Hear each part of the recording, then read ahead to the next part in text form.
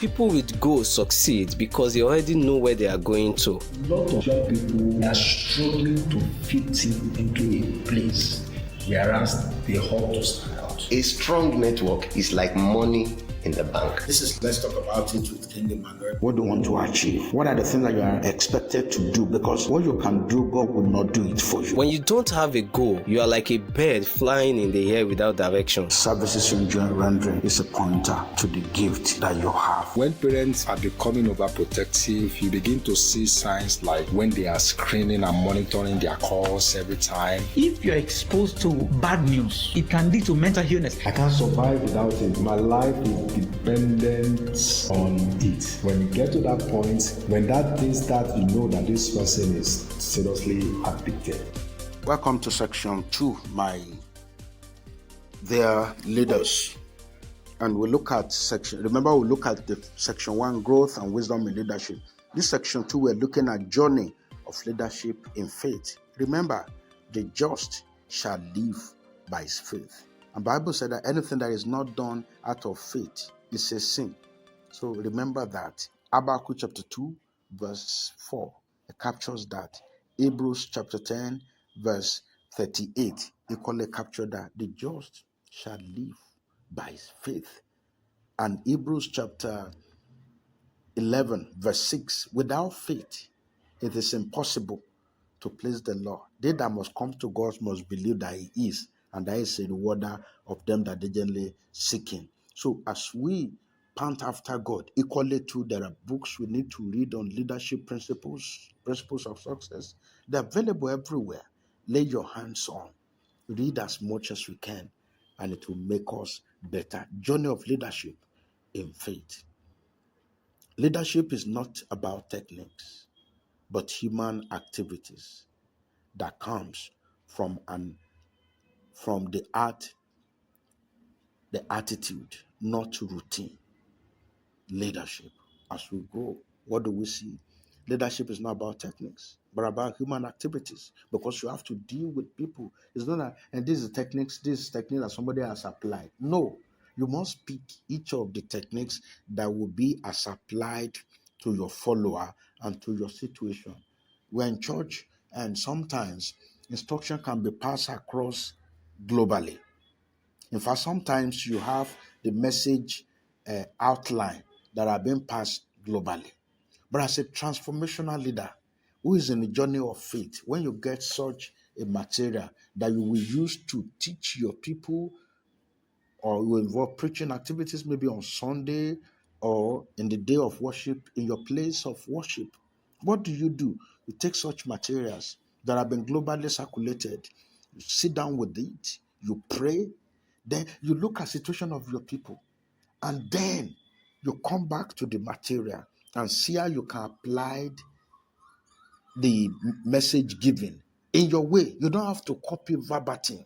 In fact, copy verbatim is not even leadership, because the audience you have maybe is different from another audience, maybe different from the audience of the author. So now behold, so you as a transformational leader, that you adapt such message to your audience, so that in so doing, they are blessed. So leadership is not about techniques, but human activities that come from the heart, not of routine. Human activities that come from the heart, not of routine. If you are going to do a routine thing, then you may not be a compassionate leader, because as a routine, this is what they must do. This is what is applicable. This is what is this. And in the midst of routine, if care is not taken, we will not be creative. We will not be objective. People will not be developed, because they are not allowed to use their individual potential to put into, because we've gagged everything, we've put in routine. This is the way you must dress. This is the way you must talk. This is the way you must walk. That is not leadership. That is not leadership. That is just a kind of imprisonment or slavery, because you are not allowed to use any ability of yours that you have from heaven. And tomorrow, if you are taken out of that environment, it's like a fish in the aquarium. A fish in the aquarium will keep on saying that, well, thank God that I'm here. Thank God no evil will come around me here. Thank God I have food to eat. And they are there. They are not growing. But that's for fish that was born in aquarium. But if you bring a fish from the water into an aquarium, you see that it will be restless. It will be restless. And for a fish that is born inside the aquarium, it cannot grow more than the aquarium, even if you take it out of that place. But if you bring a fish outside, a tendency to grow. So we should be a fish in the water that have access to every other thing, including danger, not the one that is cornered up in aquarium. If you eventually release such a fish inside water, it may not survive it. So it's important that what we should do should be activities from the heart, not mere routine. Not mere routine. And leadership should not be only by position, but by performance. By performance. What we've achieved by sitting down, you set goals, short time goals, medium time goals, long time goals. Of course, you know, short time goals from period of 1 month to 6 months. Yeah, or max 12 months. The medium time goes from 2 to 5 years, from 2 years to 5 years. You set the goals around your life. A long time goal from 6 to 100 years. You set long time goals for yourself. Leadership is directing affairs from the rear to ensure that everybody follows. You are ahead. You are showing them example. When we teach our youth today, sometimes we have reason to tell them, you're going to school. I've been there before. You have your first degree. I equally do. You don't have second degree, but I have. So I'm ahead of you. We're telling them opportunity, we're showing them danger, and we're telling them how to react. Because of course, we're not protecting them from danger, but we're telling them how to react when there are dangers, when things are not favorable. How do they react? How do they handle issues? So that when you are no longer there tomorrow, they will be able to do well. They'll be able to function well. Not as if you are the one that is guiding them. Like humorously, I do tell my friend, I know of a popular church that I won't mention the name, but I do tell my friends that if you pastor in this place and you eventually leave to set up your own church, you will not succeed. They say, why? He says, I said, no, it's not a cause. I said, because I've taken time to look at the schedule, the runnings here. They are not teaching anything about how to administer a church. All we simply do is routine. So we need to go out and learn as much as we learn so that we can be a better Christian, and God will be happy that we are not wasting time. We lead them from front so that we allow them to follow us. We allow them to see our back. We allow them to see our weakness. We allow them to see our vulnerability so that they will know that we are not spirit. The situation whereby we paint leader as an angel, paint leader as somebody that is invulnerable. No. We're not going to allow them to maximize, to enjoy their situation. That's why when we do something wrong, we openly admit before them, my follower, I'm wrong on this area. Please, pardon me. Like a pastor, he was sharing recently. He preached in the church and he said that eagle is the biggest bird that ever fly. And he said it in the message and it passed. But somebody that was close to the wife said, Ma, even though I'm not qualified to correct pastor, but this thing that I said the last time is not correct. So I've gone to check. So when the wife told the pastor, when she got on, the pastor quickly checked too, and the pastor said that, yes, it's wrong. The member is right. We should not be a leader that we don't take corrections. When we are wrong, tell the members we're wrong. So that they learn that equally we're learning to leading them from front. We're vulnerable with them. We share things with them. We're not hiding anything from them. It's not when they ask us questions, how do I grow in the Lord? They say they need to fast for 40 days, dry fasting. They need to read Bible for 100 days, and you scare them. No. Let's show them how God has helped us in a little way to develop. And it's not compulsory they should copy it, but at least they have things to make reference to and to help them. So in the journey of faith, as we grow, journey of leadership in faith, as we grow, what should we look at? There are 5 attributes I want to discuss with us in this place. The 5 attributes I want to discuss in this place so that our followers will have ability both to serve in love and to respect others. Number one, integrity. Remember, when we talk in the introduction, we said we should push values to them, not religion. Because religion doesn't even help anybody. And I hope you know that the dealings we have with Jesus is not religion, it's relationship. Our dealings with God is relationship, not religion. So, number one, integrity. In book of Job, chapter 27, verse 5, King James Version, is pretty, the word integrity made mention there. Proverbs 20, verse 7. Our actions should reflect our faith, and that of our faith should be based on integrity, not doing things that people cannot lay hands on or make point to. Integrity is key in our journey of leadership in faith. Douglas MacArthur said, a true leader have courage to stand alone. A true leader have courage to stand alone, make tough decisions, and equally have compassion on the followers. That's a true leader. You have courage to stand alone. Courage when things are not working. You have courage to stand alone, to ask questions, and make tough decisions, and equally have compassion on their followers. Leader is a measure by quality of his action. You are measured by the quality of your action. You can't cheat and lie and manipulate your way to the top. Sure, no. Integrity has to be your hallmark on your way to the top. Christ calls us to conversion and to counter cultural in our lifestyle. Don't forget, the African culture has nothing to do with integrity, but Christ has called us to conversion and to counter those culture in our life. Integrity and sincerity is a reflection of an overall life of a decency and virtue that is expected in the life of a leader. 1 Samuel chapter 12, verse 3 to 5. The second one is humility.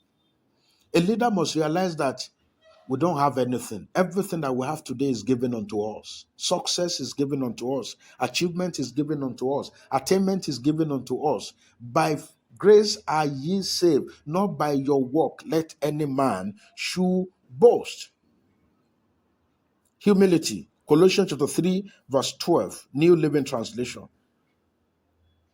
It is difficult to admit that we don't know it all. You must admit you don't know it all. And that's why we learn, we unlearn all those old strategies and we unlearn them and relearn new strategies. Aristotle said that women has a fewer teeth than men. Women has a fewer teeth than men. If you cannot learn from your subject and grow from the experience of others, then you are not ready. Because we don't know it all, that's why Aristotle said that women has a fewer teeth than men. And that's why as a man, of course, our roles are different. And God has made us based on our roles. If you cannot learn as a leader from your follower, from your subject, and grow from the experience of others, then we're not ready. Then we're not on the journey of leadership. Willing to learn from those that we are leading to avoid, it will help us to avoid fumbling and grumbling. We learn from them. We learn from people that we're leading. Allow them to sit down. A pastor shared this testimony in his church in Port Harcourt. He said every year, because as a leader, you must be looking for what is not working.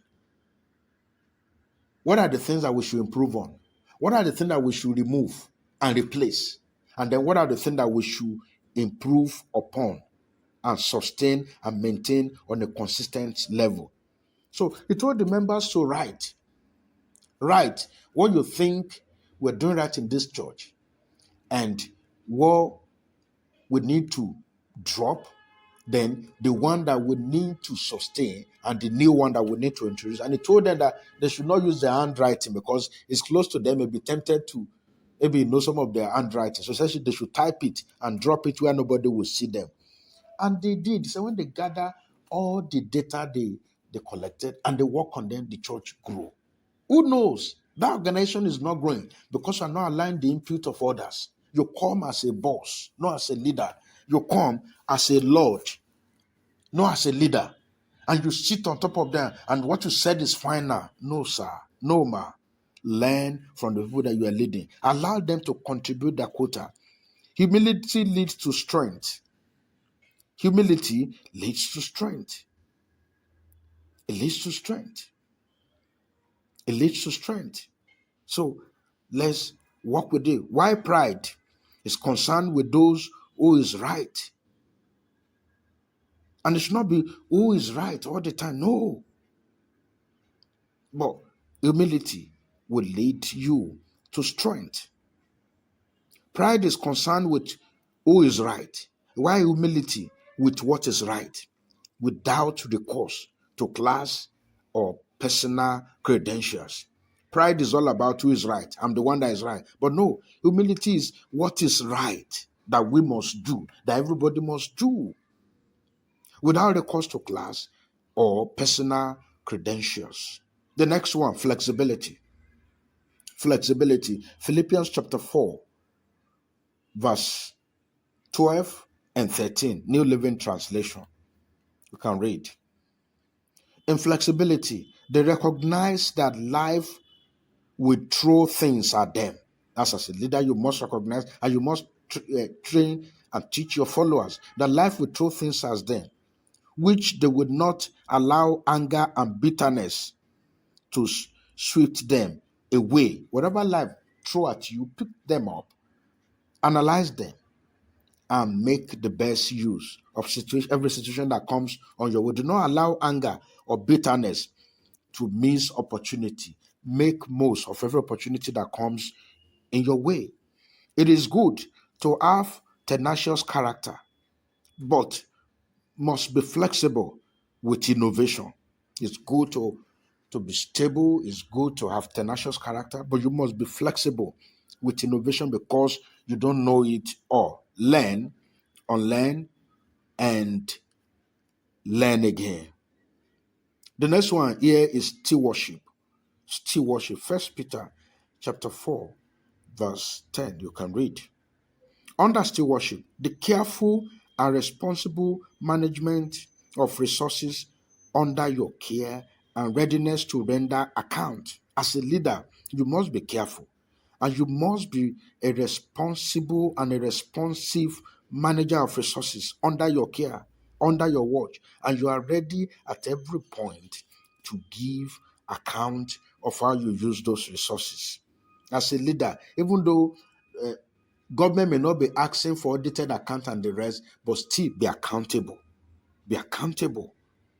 Be accountable. Let's live our life with responsibility. Be accountable. Be responsible. Because what you do with other man's work, that's how you do your own work. That's how you do your own work. Be accountable. Stewardship. He call out what is good and acceptable about his follower. He value them and value God as well. As a leader, call out what is good and what is acceptable about your followers. Value your followers, value God as well. Remember, you can preach what you read, but you can teach practically what you do. You can preach what you read, but you can teach practically what you do. Like I told us in the introduction, I was glad when I have this topic because these are the things I've learned and I've lived my life based on them. Then lastly, in this point, apathy, or some people call it empathy. Romans chapter 12, verse 15. Romans 15, verse 1. There will be a time when a pastor will be pastored. There will be a time when a counselor will need counseling as well. And there will be a time when the teacher will need to be taught. How do you see it? A pastor needs to be pastored. A counselor needs to be counseled now. And a teacher needs to be taught. Right? So we shouldn't get over there and arrive there and there. No, you must be accountable to people. Don't live a life that you're not accountable to any leader. You don't have any mentor. You don't have any. No, you must not live your life like that. You must not have a mentor, or else you'll be tormented. You'll be tormented. So please have a mentor, have a leader, have a pastor that will serve as an head over you. So it's important. When you feel genuine care and love at all time of need or encouragement, and then you'll be happy. You'll be happy that people care about you, that people love you at the time of need or encouragement. Even at the time you don't, that it's not even the time of at all time. And the same thing we should show to our follower. Not as if all the time we're expecting them to love us, we're expecting them to care for us. We should care about them as well. We should care about their well-being. Go to their house, eat with them, pray for them, know what they're going through. Remember that money can buy a house but cannot buy homes. Money can buy a house but cannot buy a home. Money can buy books, but money cannot buy wisdom. Money can buy books, but cannot buy wisdom. Money can buy shoe, but cannot buy legs. Money can buy comfort, but money cannot buy peace. You may see human being as a problem to be loved, but show compassion. Compassion means compound passion. Compassion means compound passion. That see people with the eyes of Jesus. See them with the eyes of Jesus. Remember, throughout his time, he never condemned anybody except the Pharisees and the scribes that claim to know and they don't know anything. True care entails empathy, giving of money, kind words, genuine concern, genuine care will do. Any leader that is looking to exploit his follower cannot do exploit. Any leader that is looking to exploit his follower cannot do exploit. Not how much you know, but how much you care. In this journey of leadership, number one, it's going to be by faith. And number two, it's going to be by how much you care for your followers and how much you show them and you allow them to express themselves to grow. I pray that you will succeed in Jesus' name.